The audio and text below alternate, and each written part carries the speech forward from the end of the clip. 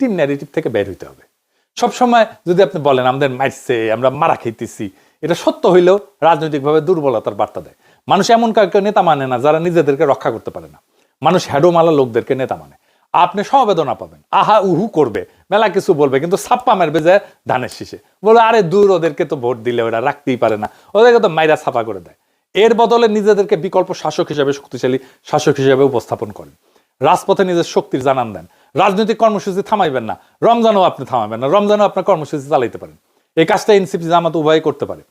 ইফতার party করবেন, ডাক দিবেন সবাইকে, সবাই ইফতারি নিয়ে আসবে আপনার এলাকায়। আপনি অ্যারেঞ্জমেন্ট করবেন খাওয়ার জায়গার, নামাজের জায়গার, পানির আর জিলাপির, সবাই ইফতারি নিয়ে আসবে, আপনার ওখানে বসবে, আপনি জিলাপি দেবেন, পানি দেবেন, খাওয়ার জায়গা দেবেন আর নামাজের জায়গা দেবেন। বাকি খাবার সবাই সাথে নিয়ে আসবে, একসাথে ইফতার করবেন এলাকায় এলাকায় যাইয়া।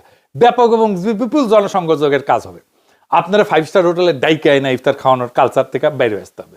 শাসকের যে কালচার, এই কালচারটাকে আপনাকে ভাঙতে হবে। আপনাকে যদি ভাঙতে না পারেন, তাহলে আপনি বিকল্প শাসক হিসেবে নিজেকে দেখাইতে পারবেন না। আপনার বিকল্প শাসক হইতে হলে আপনার বিকল্প কালচার থাকতে হবে। মনে রাখবেন, আপনি শুধু ভুক্তভোগী না, আপনি বিকল্প শাসক। তবে সব নির্যাতনের ডকুমেন্টেশন রাখবেন, মামলা করবেন, ভিকটিমের বাসায় যাবেন। কোনো ভিকটিম যেন না থাকে যার বাসায় আপনি যান নাই।